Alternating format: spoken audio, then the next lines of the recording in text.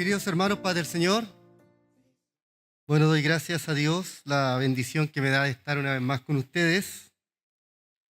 No arrancamos del calor, muy por el contrario.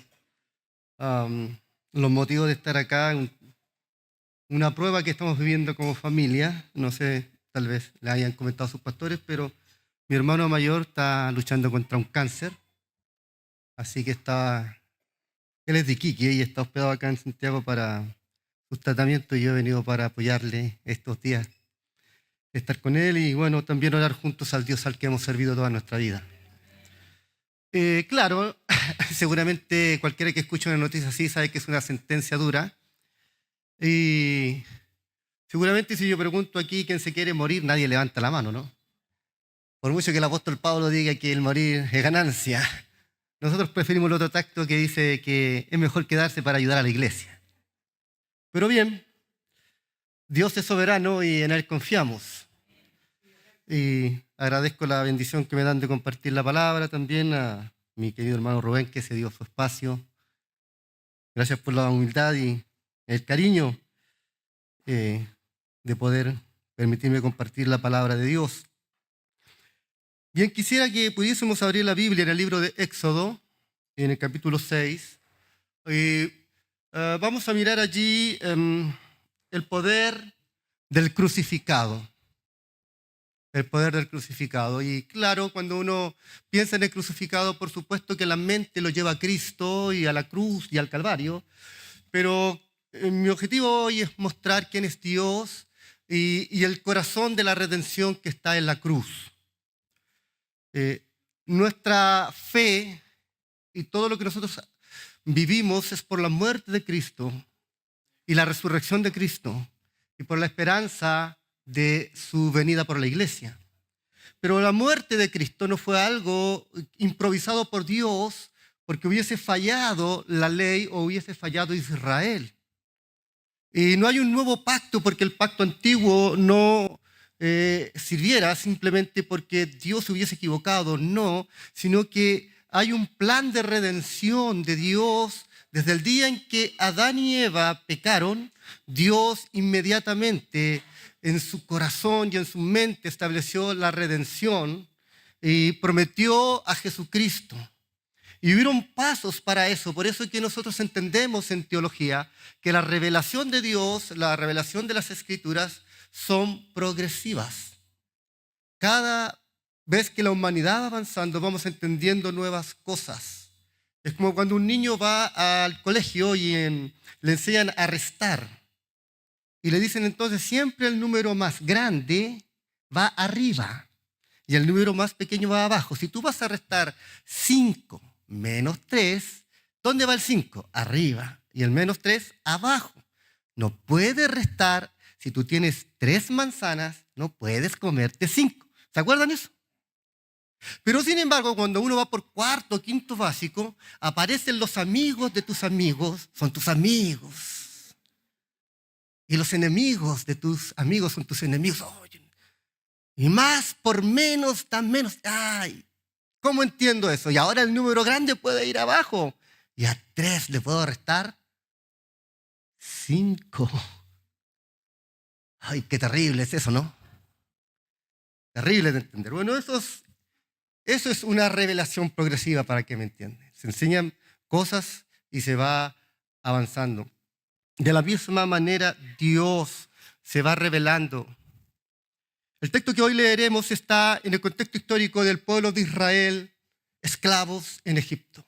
Unos 1445 años antes de la venida de Jesucristo a la tierra.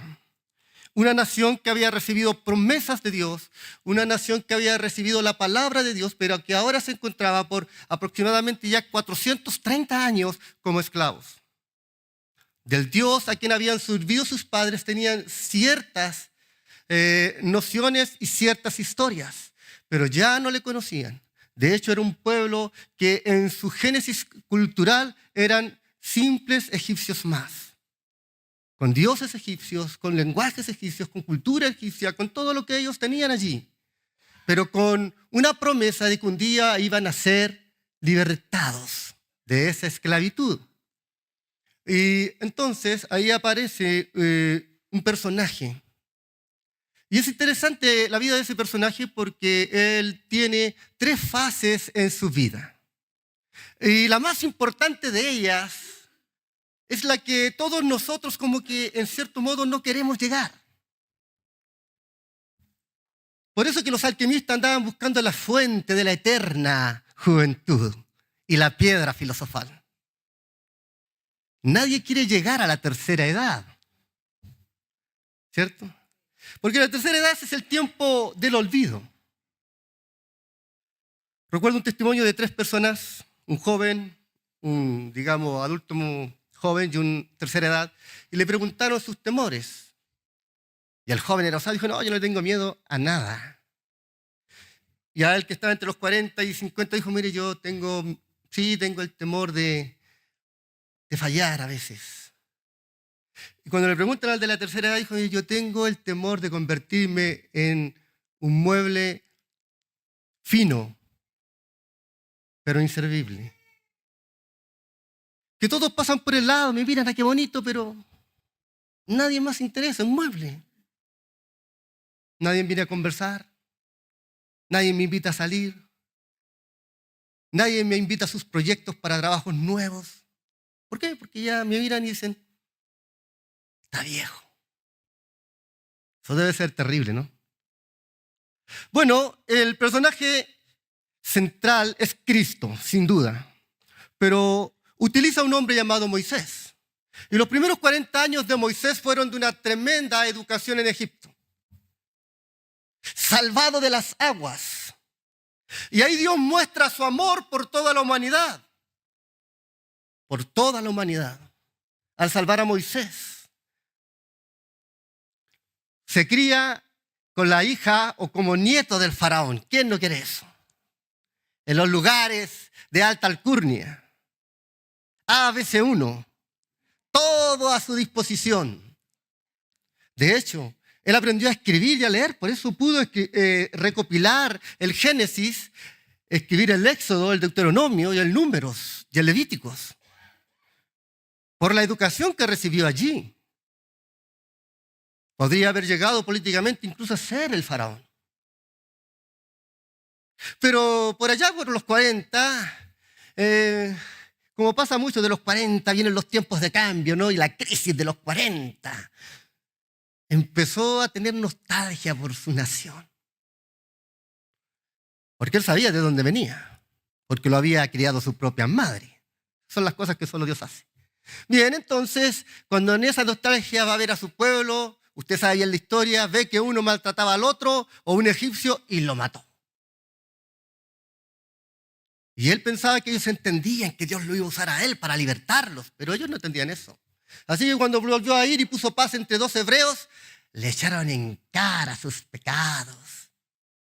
Qué triste es eso cuando en la iglesia echamos en cara el pecado. Que tú. Eso no hace la iglesia. En la iglesia hay gracia y redención. Bueno, se arrancó al desierto y se olvidó de sus planes. Seguramente el primer año, segundo año, a lo mejor pensaría, no, si Dios me va a llamar, Dios era. Yo vine arrancando. Cuando uno lee Hebreos, dice que él se fue siguiendo a lo invisible, no temía al faraón. Así que allá estaría Moisés, pero pasó 1, pasaron 2, 5, 10 años. Y nada, Dios para mí. Bueno, entonces me dedico a estas ovejas y le sirvo a Jetro. Y me caso con una mujer cualquiera por ahí, porque su esposa no era de la nación de Israel. Y tengo hijos y no los circuncidó, se olvidó incluso del pacto de Abraham. Y pasaron nada más ni nada menos que 40 años más. O sea que ahora ya no era un joven, con fuerza. Yo trato de traerlo a nuestra época y eso pienso que si viviéramos 90 años, ¿hay alguien de 90 años aquí? Casi 90, aleluya. Bueno, entonces la esperanza de vida de 90 años. ¿Quién quiere vivir a lo menos 90 años? Levante la mano. ¿Quién quiere a lo menos 90 años? Sí, ya. Entonces si sacamos así, diríamos que entrar a los 80 de Moisés sería como 60 de nosotros. ¿Quién va llegando a los 60 o anda por ahí? Entre 60, entre 55 y 65. A ver, ¿quién anda por ahí? Varios, ¿no? Bueno, y ahí es lo que nosotros llamamos tercera edad. Y en esa tercera edad, de repente paseándose en el desierto, se dio cuenta que había allá algo extraño en el monte. Y fue a ese monte y recibió el mayor proyecto de su vida. Recibió el mayor llamado de su vida. Él recibió a la edad de 80 años la mayor visión que el ser humano en la tierra ha tenido. Porque lo único más grande que la ley es la gracia, pero la gracia vino en Jesucristo. No hay ningún hombre que haya recibido una revelación más grande que la que recibió Moisés en esa zarza y en el Sinaí. Fue a los 80 años y recibió fuerza tal para caminar 40 años por el desierto con un pueblo que ningún pastor quiere pastorear. ¿Ah? Un pueblo que se volvía siempre, que reclamaba, que por qué, que allá había cebolla, que allá había esto. Si le pregunto a un pastor, ¿le gustaría tener una iglesia como esa? Bueno, una vez uno me dijo, sí, por los diezmos, claro, porque era mucha gente. Pero no servimos por los diezmos, ¿no? Bueno, vamos a leer la Biblia. Capítulo 6, versos 1 al 13, dice, Jehová respondió a Moisés,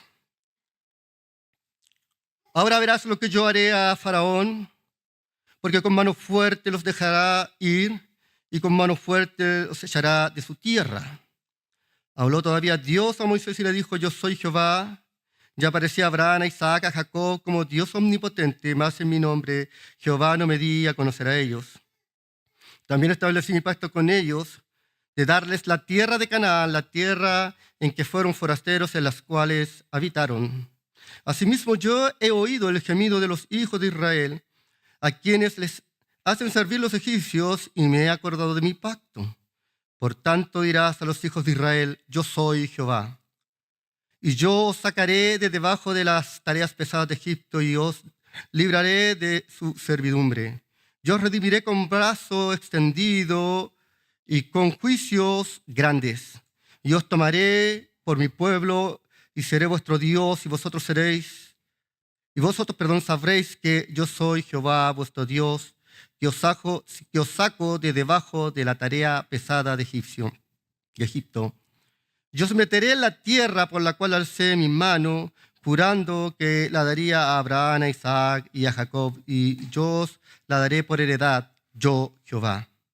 De esta manera habló Moisés a los hijos de Israel, pero ellos no escuchaban a Moisés a causa de las congojas de espíritu y de la dura servidumbre.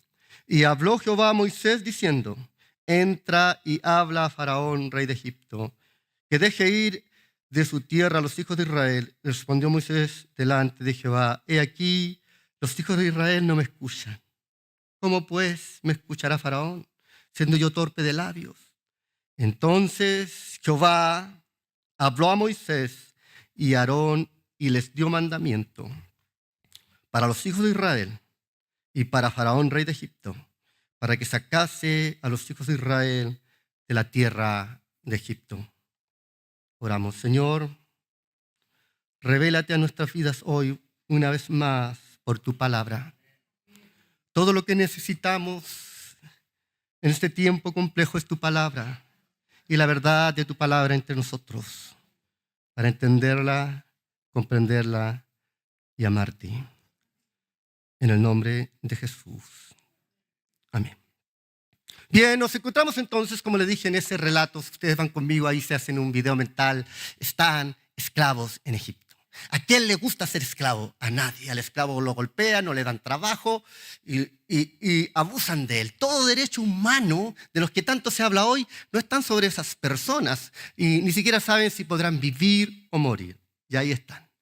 Y mientras están en esa situación, llega un pobre viejo anciano, un pastor que no tenía ni siquiera las ovejas de él, porque las ovejas eran de su suegro, y entonces les dice que Dios les va a libertar. Y mire qué interesante para que nos situemos en el contexto gramatical de la historia. Si va al capítulo 4 conmigo, y cuando Moisés llega, y si va al capítulo 4, hoy vamos a leer entonces en el capítulo 4, el verso 28, y dice así: entonces contó Moisés a Aarón todas las palabras de Jehová que le había enviado y todas las señales que le había dado.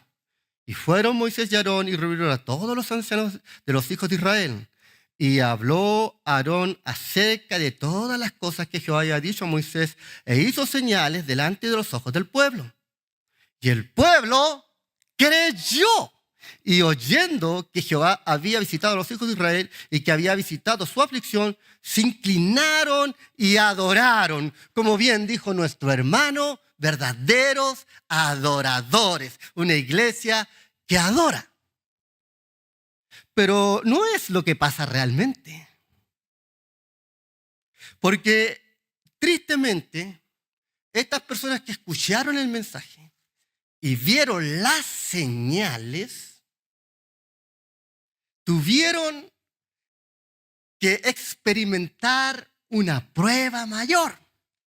Porque entonces Faraón dijo: sí, quieren ir a ofrecer sacrificio al desierto, es porque estos flojos no tienen mucho trabajo. Entonces ya no les vamos a dar más paja para que ustedes hagan ladrillo, ahora ustedes tienen que ir a buscarla solitos.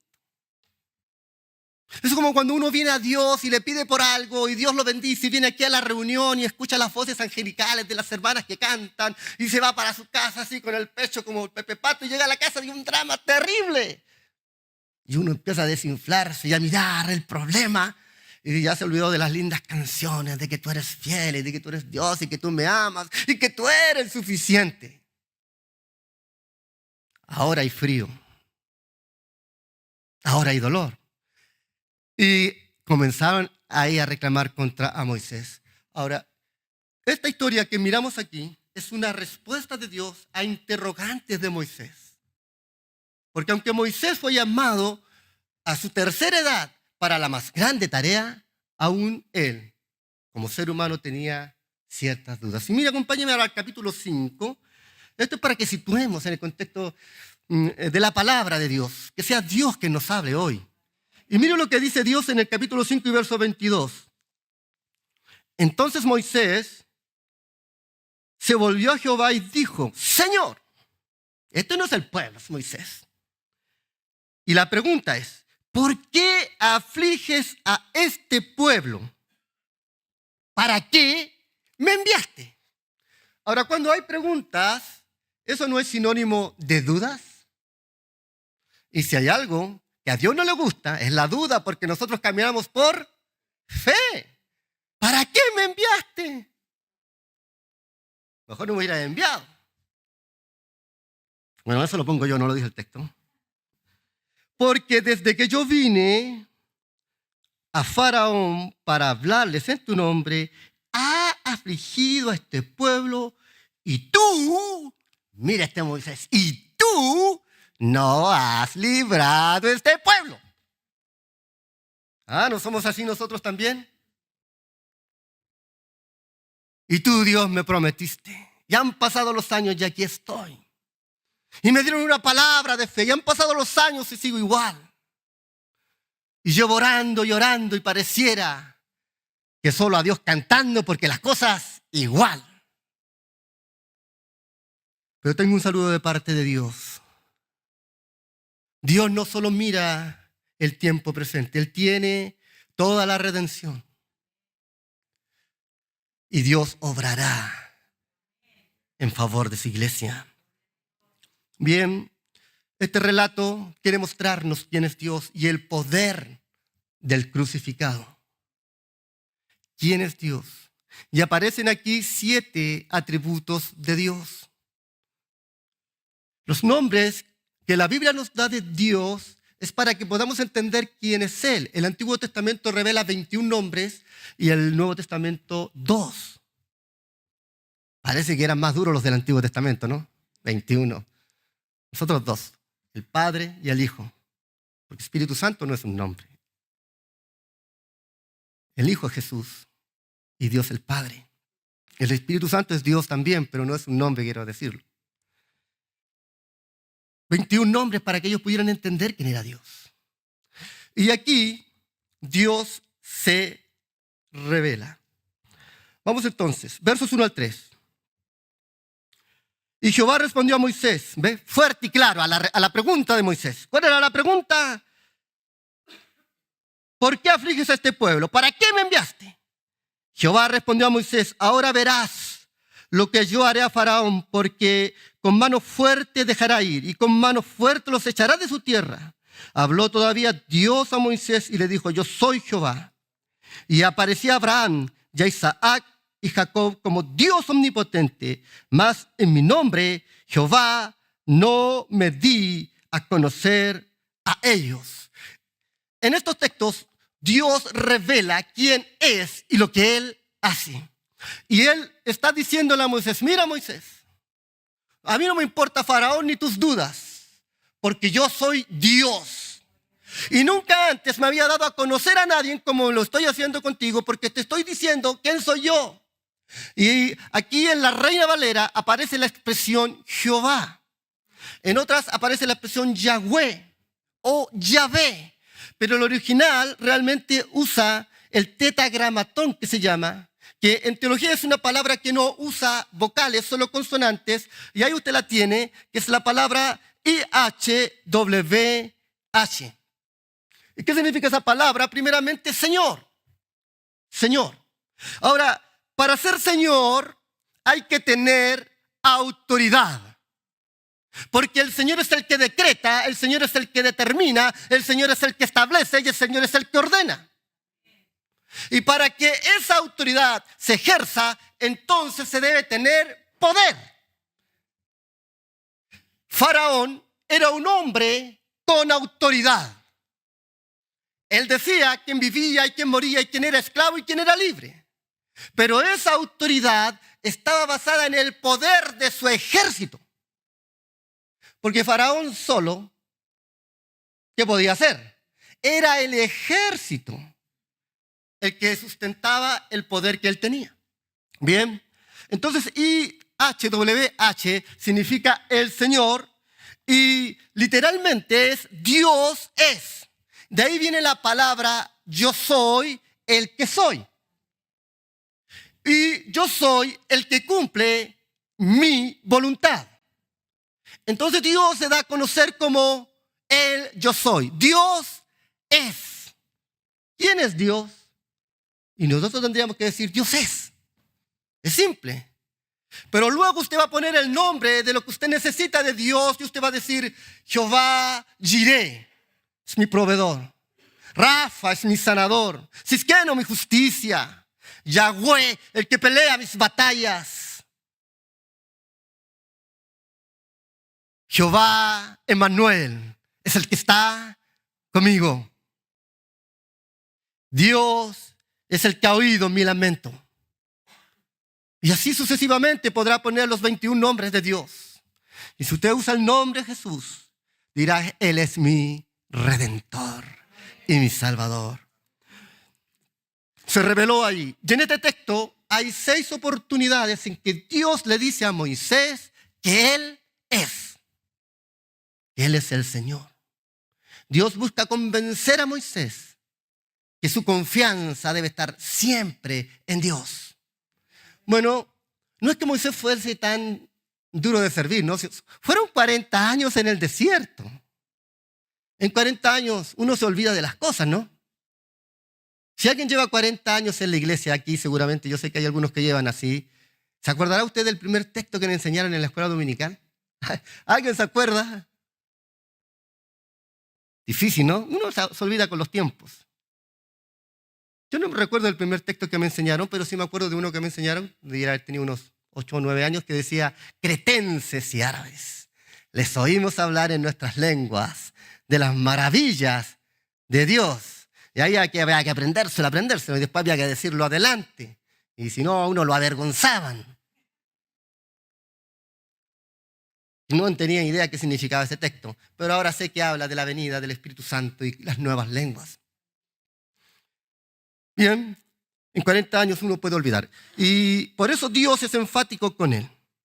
Y le dice, mira, recuerda que yo me revelé a tus antepasados, a Abraham, Isaac y Jacob, como Dios omnipotente. Y ahora me revelo a ti como el Dios que soy.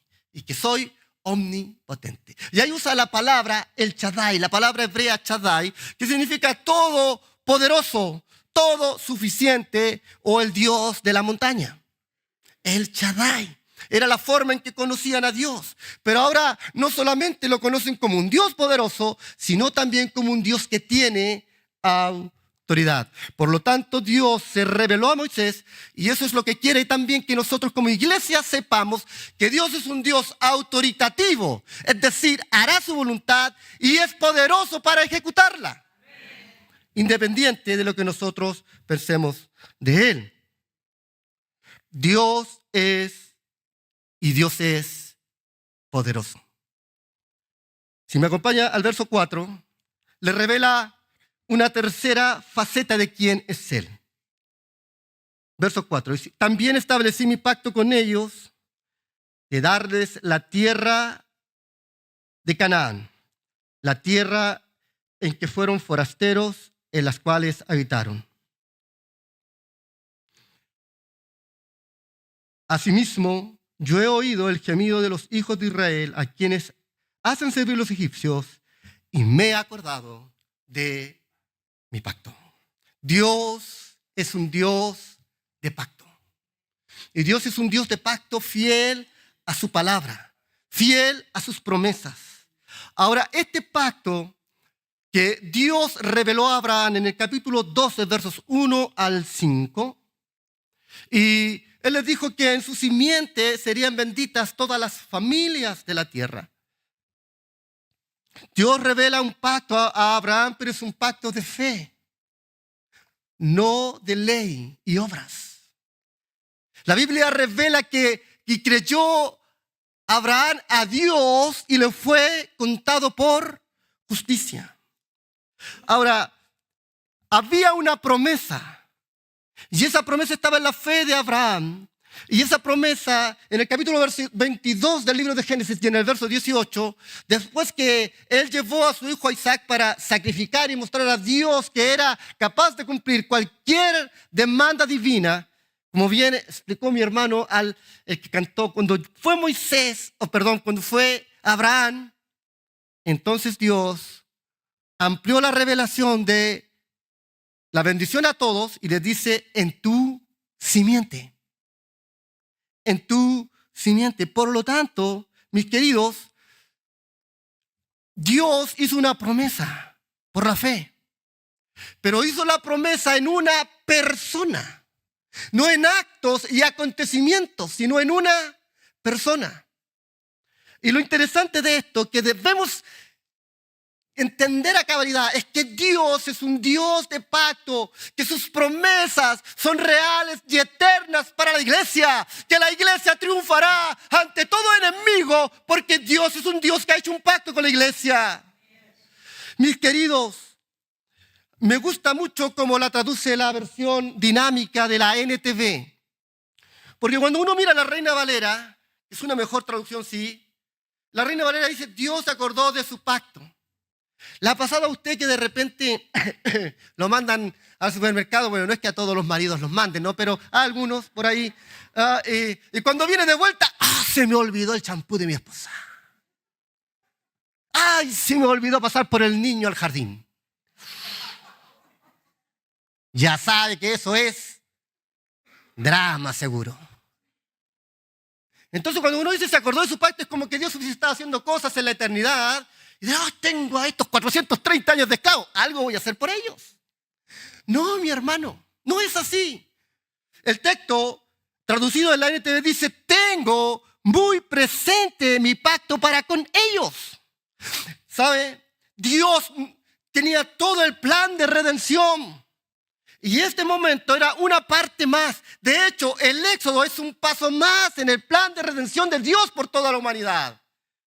Dios nunca olvida. Él tiene todo en su lugar. Y Él había venido para libertarles de la tierra de Egipto. Si me acompaña a Gálatas, libro de Gálatas, y en el capítulo 3 del libro de Gálatas,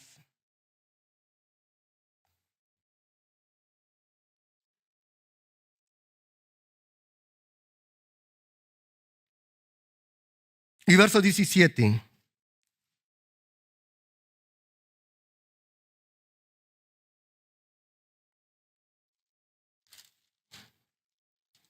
¿Lo tiene? Bueno, ahí lo tiene en la pantalla, ¿no? ¿Qué tal si lo leen ustedes? Ah, no se escucha por el... Bueno, lo leo entonces. Ahora bien, a Abraham fueron hechas las promesas y a su simiente.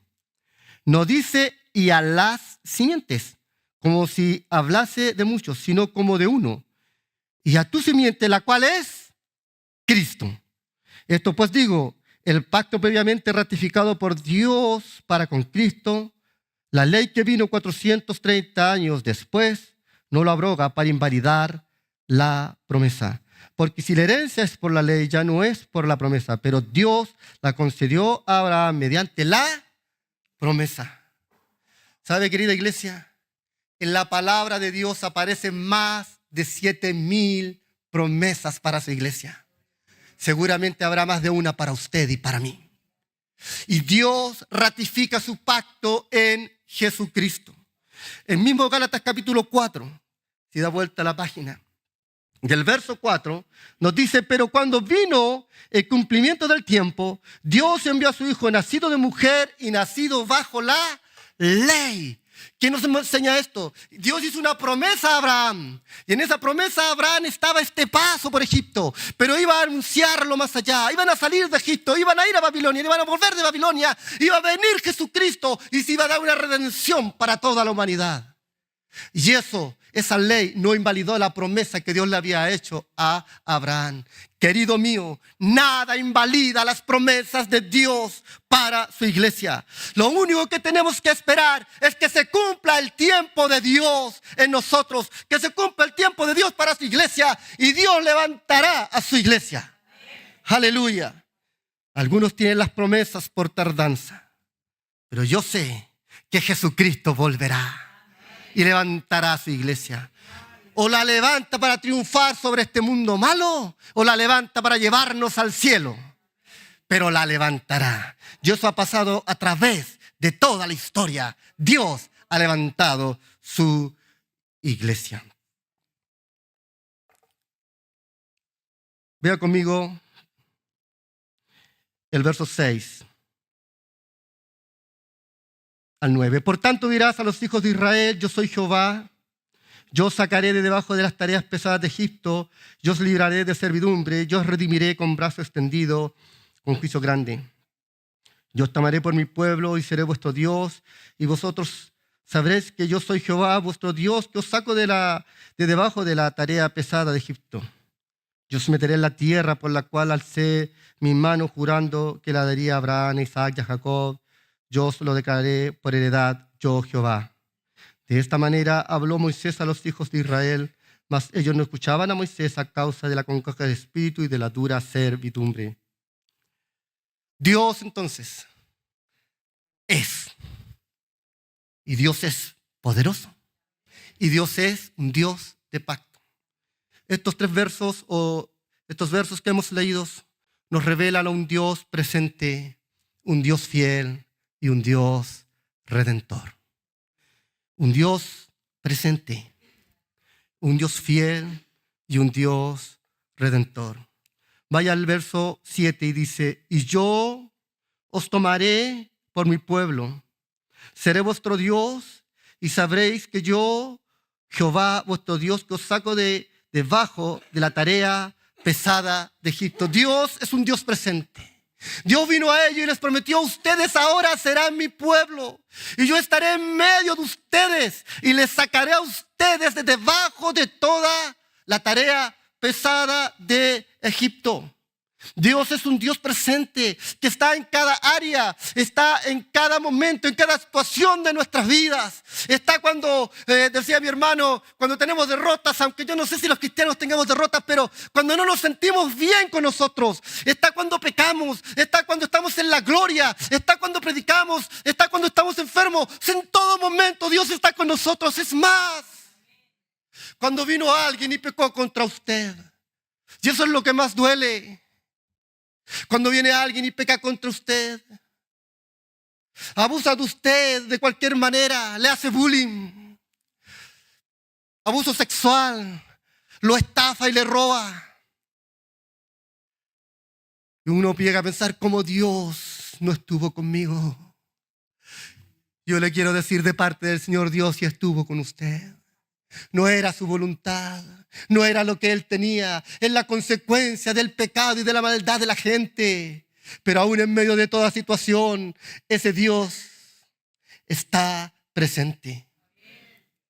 Él está presente. Y ese Dios se hizo tan presente que se encarnó en la vida de un hombre llamado Jesús.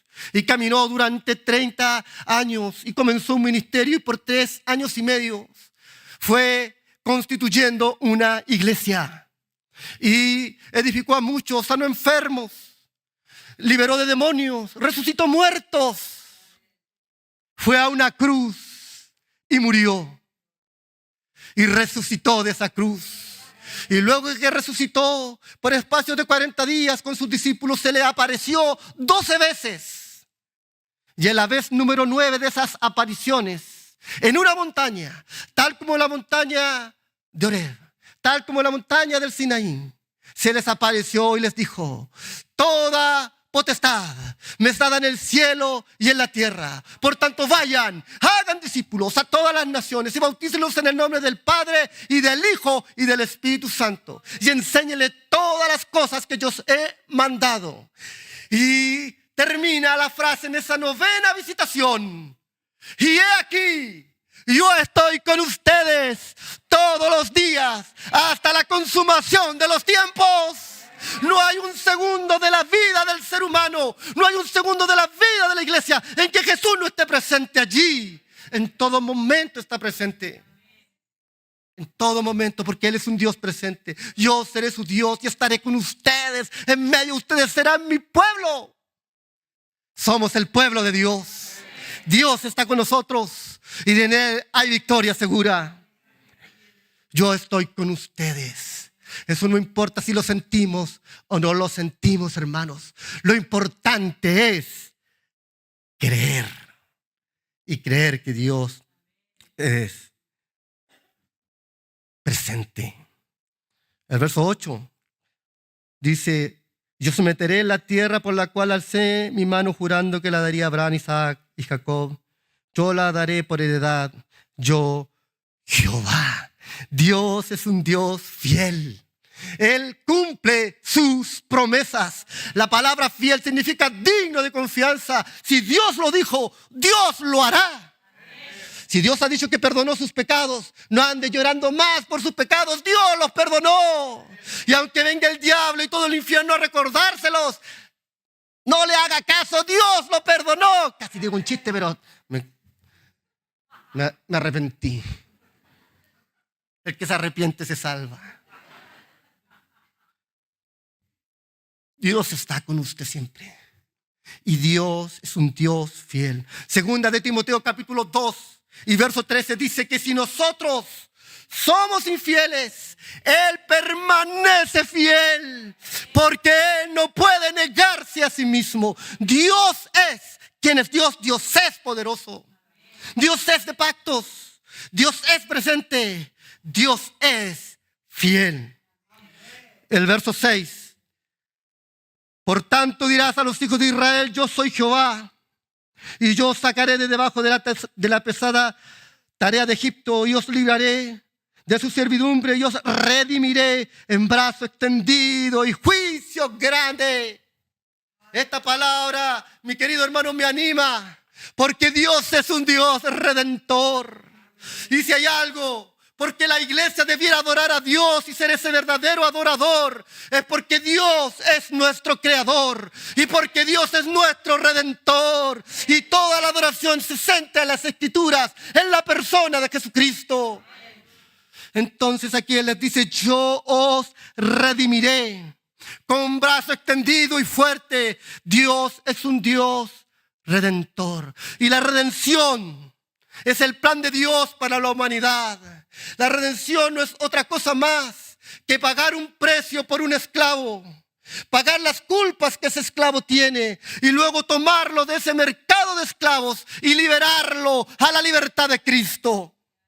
Ese es el Dios al que servimos, un Dios redentor. Un Dios que nos ha liberado de todos nuestros pecados.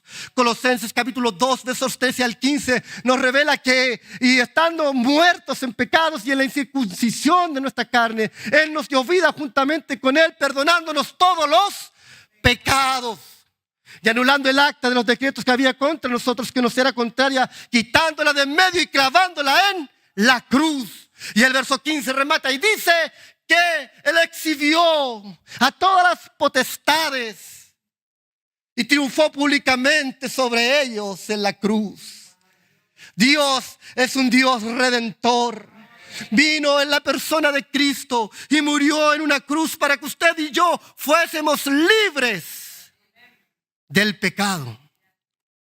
Juan capítulo 8 y verso 36 dice que si el Hijo del Hombre os libertare, seréis verdaderamente libres. Libres de la depresión, libres de la ansiedad. Libre soy, libre en ti, Señor. Libre de enfermedades, libre de pobreza, libre de falsas esperanzas, libre de desilusiones, libres en Cristo.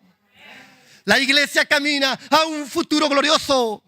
Si hay un pueblo que camina hacia un futuro glorioso, es la iglesia de Jesucristo.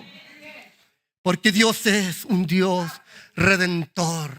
Y si hay alguien que aquí no camina hacia un futuro glorioso, si está pensando qué ir a hacer de mí, qué pasa si estudio o no estudio, qué pasa si me abandona que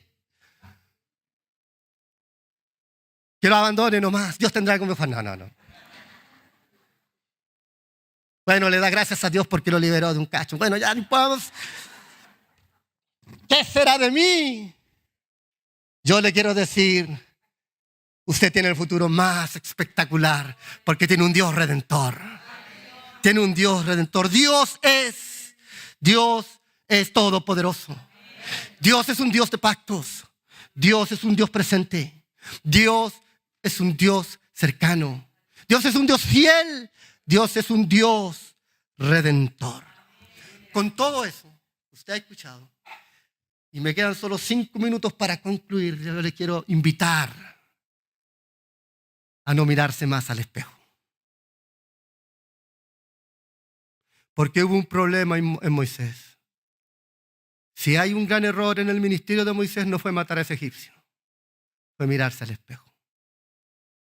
Cuando Dios lo llamó en el monte, él dijo: Señor, ¿por qué no manda ya otro mejor si yo no sé hablar? ¿Cómo que no sabía hablar?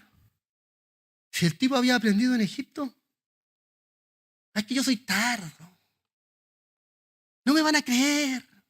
Bueno, y si voy, ¿quién les digo que me envió? ¿No son puras excusas? No es mirar y decir, ¿cómo Dios me va a usar a mí? Yo no puedo predicar como ese, no puedo cantar como esa. No puedo enseñar como el de allá. No puedo hacer esto, no puedo.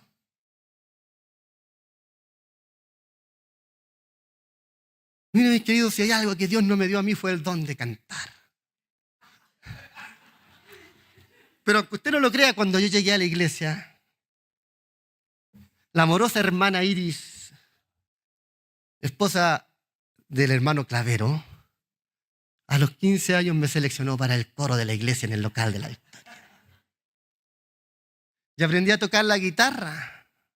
Y en esos tiempos no había como ahora tanta gente, así que esperaban que llegara yo para empezar el culto. Así que me creía el hoyo del que me daba el lujo de llegar tarde para que me esperaran. Adolescente, frustrado, ¿no? A los 15 años. Y Dios me ha ayudado para estar en 6 iglesias que nacen desde nada, desde primera. Yo he tenido que cantar solito. Por lo menos los demonios huían.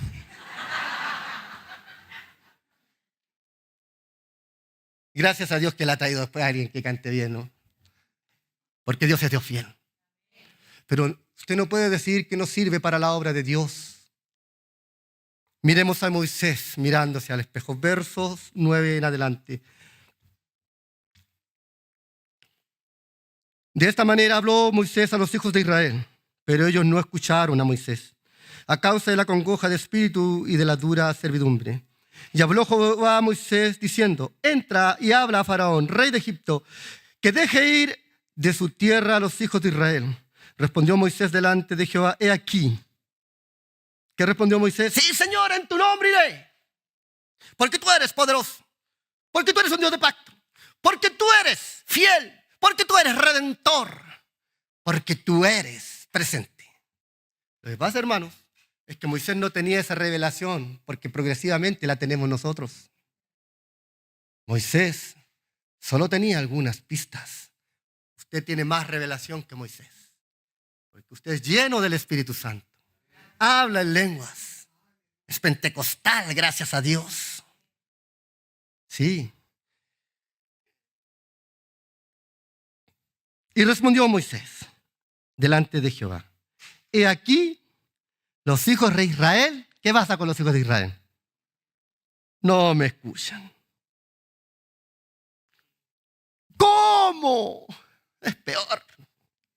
Si no me escuchan, ¿cómo me escuchará Faraón, el poderoso rey de Egipto? Duda otra vez. Duda otra vez. ¿Cómo? Y otra vez se mira al espejo y dice: si yo soy torpe de labios. Ahora miremos la respuesta de Dios. Entonces y respondió Moisés. Sí, entonces Jehová habló a Moisés y a Aarón y les dio mandamiento para los hijos de Israel y para Faraón, rey de Egipto, para que sacasen a los hijos de Israel de la tierra de Egipto. Moisés comete el error de su vida al mirarse a sí mismo y no mirar al Dios que le había llamado. Él se comparó a sí mismo y la reacción del pueblo con ellos. Pero no nos pasa lo mismo a nosotros. Usted le habla a un hijo, hace caso omiso. ¿Ah? Ay, qué bueno, las risas me dicen amén. No soy el único. ¿Ah? Le habla a otro compañero del amor de Dios y le dice que sí, después lo ve peor, pecando más gravemente. La esposa le llama la atención al marido, él me dice sí, mi amor, y después la hace peor el hombre. Sí. Y no aparece la buena suegra que le dice: te dije. Ahora te aguantáis y yo te dije. Todas se ríen, así que aleluya. Queridos, debemos escuchar la voz de Dios en las Escrituras y no lo que dicen nuestras circunstancias. No lo que dice la realidad que vivimos, sea buena, más o menos, o a juicio de algunos mala. Porque Dios es fiel, cercano, redentor, poderoso y de pactos. Y ese Dios que prometió, cumplirá. Cuando Moisés se presenta hacia Moisés, cuando Moisés se presenta a Dios y dice: no me escuchan, para Dios no era problemas. Querido, usted hable la palabra de Dios. Y si no lo escuchan, no es su tema. Porque no es que no lo quieran escuchar a usted, no quieren escuchar a Dios. ¿Recuerda usted cuando estaba ahí llorando el profeta? ¿Qué pasa? Dice Dios. No, es que los hijos de Israel ahora quieren un rey. Y ese rey no era de la voluntad de Dios para la época. Y Dios le dijo: pero ¿y por qué estás llorando tú? Si no te han dejado a ti, sino a mí, para que yo no reine sobre ellos. El profeta lloraba y la lluvia caía, decía en la canción, ¿se recuerdan? No sé si era tan bíblico eso. ¿Oraba era? Oraba, se olvidan las cosas. Ya pasé los 40. Pero voy para la tercera edad y Dios tendrá un mejor proyecto para mí. Entonces, Dios no miró a Moisés como mira uno. Ah, Moisés, no te escuchan, seguro hablas mal, vámonos al fonoaudiólogo, te voy a capacitar. Bueno, y Faraón entenderá. No. El verso 13 dice que Dios habló fuerte, claro y preciso a Moisés y le dijo a Moisés y Aarón: vayan y denle una orden al Faraón, un mandamiento, denle una directriz, no le van a pedir un favor. Vayan y dígale: deja ir a mi pueblo. ¿Quiénes no creían? Los hebreos. ¿Quién no quería obedecer? Faraón. Pero Dios le dijo a Moisés: vayan y digan a los hijos de Israel y digan a Faraón y den este mandamiento: deja ir a mi pueblo. Moisés no sabía lo que Dios iba a hacer. No se imaginaba tal vez las 10 plagas y la terrible plaga de la muerte. Pero hay una cosa, hermanos, aún ahí en esa terrible plaga, Dios liberó a su pueblo a través de un sustituto y pasó la Pascua y ellos vivieron. ¿Cómo lo va a hacer Dios en este tiempo? Tal vez no lo sabemos. Pero yo le puedo asegurar a usted que IHWH está con nosotros. Él es. Y Él cumplirá su propósito en nosotros. El Salmo 138 dice que Dios cumplirá sus propósitos. Él siempre tiene propósitos para la iglesia. Para cada uno de nosotros, independiente de nuestras habilidades, de nuestra cultura, de nuestros recursos económicos o de nuestros recursos intelectuales. Dios es. ¿Y sabe por qué Dios es? Porque Dios siempre es. Eso se llama en teología la singularidad de Dios. No es que Dios sea un poco bueno y otro día más bueno, o un día fiel y otro día no tan fiel. Dios es siempre fiel. ¿O usted cree que cuando Dios salvó a Moisés, todos saben la historia, cómo lo salvó?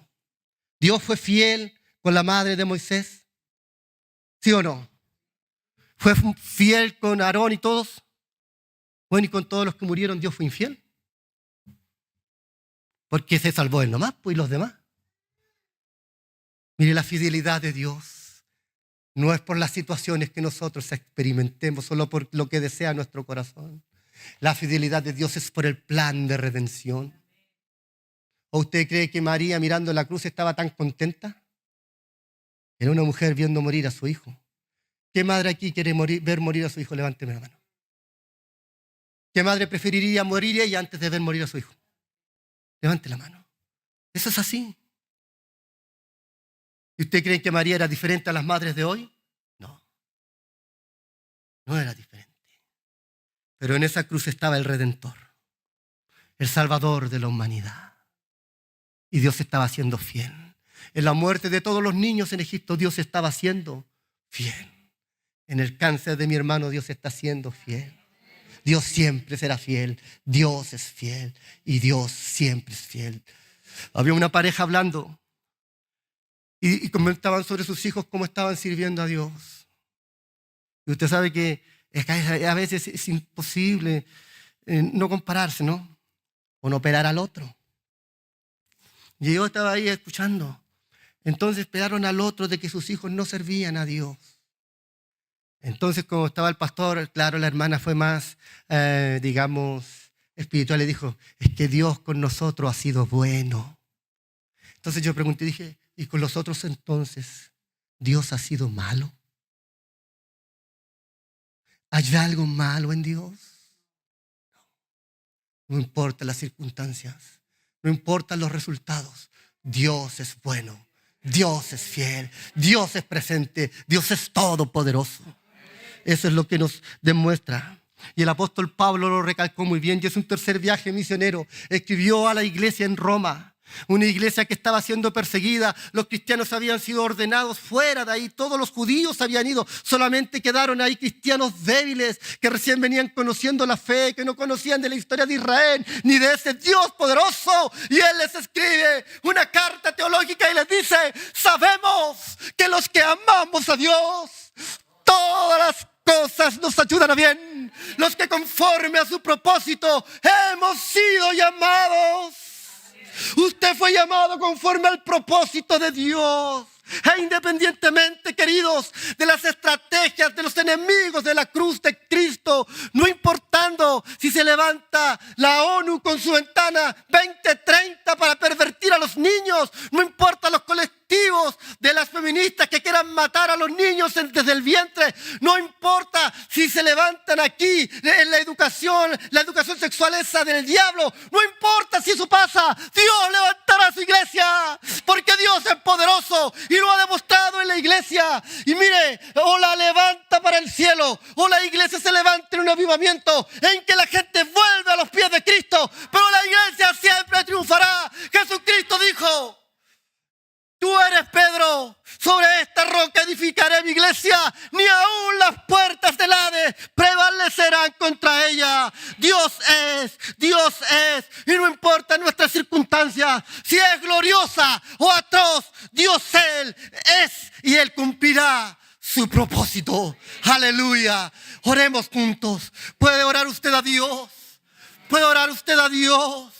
Y si vienen los músicos para ayudarme, usted va a orar a Dios y va a poner ahora sus circunstancias. Yo las desconozco. Yo no sé si usted está en un momento de gran gloria. No sé si usted está llegando a la tercera edad y ya no tiene desesperanza porque me voy a jubilar con 250,000 pesos. ¿Qué será de mí? Vienen las enfermedades, vienen las aflicciones, vienen los nietos. Pero pasarían los días, pasarían los años y Dios será siempre fiel. Todas las promesas, como decía el viejo himno, del Señor serán el apoyo poderoso de mi fe. Mientras lucho aquí buscando yo su luz, siempre sus promesas confiaré. Libre y salvo en los brazos de mi Salvador. Aleluya, aleluya. Él es fiel, iglesia, Él es fiel. Y en esta mañana tiene una promesa para ti. Esta mañana tiene una palabra para ti. Y Dios quiere edificarte y quiere que te vayas para tu casa y no sigas mirando las circunstancias, sino que mires el poderoso Dios al que sirves. Un Dios que es poderoso, un Dios que es de pacto, un Dios que es cercano, un Dios que es redentor, un Dios que es fiel, un Dios que va por sobre las circunstancias. No importa los enemigos, Dios triunfará. Aleluya. Aleluya, aleluya. Y a ese Dios vamos a adorar, a ese Dios vamos a bendecir, porque Dios es fiel. Créale a Dios, no a sus circunstancias. Créale a la palabra de Dios. No importa por lo que vaya pasando, no importa las traiciones, no importa las estafas o las enfermedades, no importa la desobediencia de sus hijos, no importa el mal genio de su marido. Dios es fiel, su palabra lo dice. Él es fiel, no puede negarse a sí mismo. Aleluya.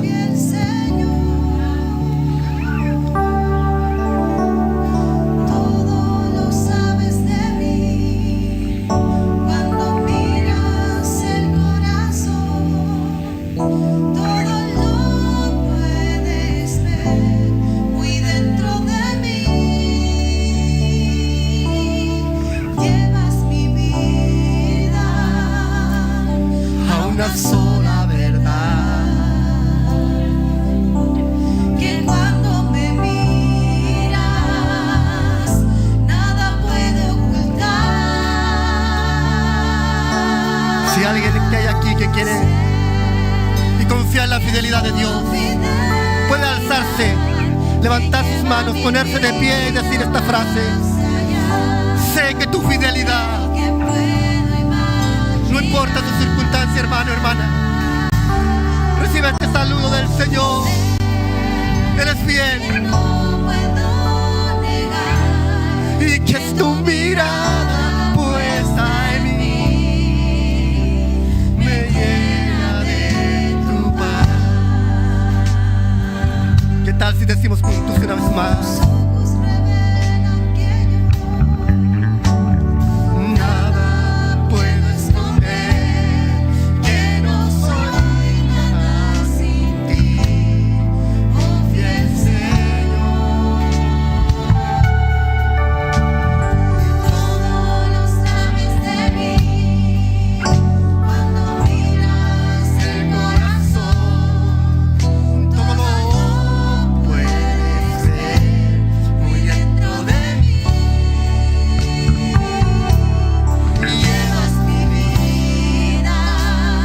a una sola verdad. Iglesia, el futuro es glorioso para la iglesia. O un avivamiento, o un arrebatamiento. La iglesia confía en Dios. Que es su fidelidad que lleva mi vida más allá de lo que puedo imaginar. Sé que no puedo negar que tu mirada puesta en mí me llena de tu paz. Con fuerza, iglesia, dilo. Y es tu fidelidad. Y es tu fidelidad. Que lleva mi vida Más de lo que puedes imaginar. de lo que puedo imaginar. Es tu fidelidad. Es tu fidelidad. Dios Sé que no puedo negar que tu mirada puesta en mí me llena de tu paz.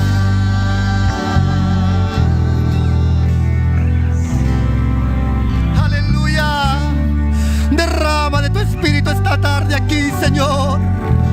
Haznos entender que tú eres un Dios fiel, un Dios poderoso, un Dios de pactos, un Dios cercano que siempre estarás con nosotros. Tú eres un Dios redentor que va por sobre nuestras circunstancias. Ayúdanos a conocerte más profundamente en las Escrituras. Ayúdanos a conocerte en la verdad de tu palabra. No en la verdad de las historias, no en la verdad de los sueños de algún hombre, no en las visiones de alguna mujer, sino en tus palabras. Porque tú te has revelado en tus palabras, en la Biblia. Ayúdanos a conocerte y a experimentarte y el poder de tu resurrección. Aleluya, aleluya, aleluya. ¿Qué tal si le da un abrazo a su hermano y dice, Él es, Él es? Y puede agregar lo que quiera: poderoso, fiel, de pactos, redentor. Lo que usted necesite de Dios: proveedor, vencedor de batalla, sanador, pastor. El que lo ve, Dios es. Aleluya, aleluya. Que Dios les bendiga, mis queridos y queridas hermanas.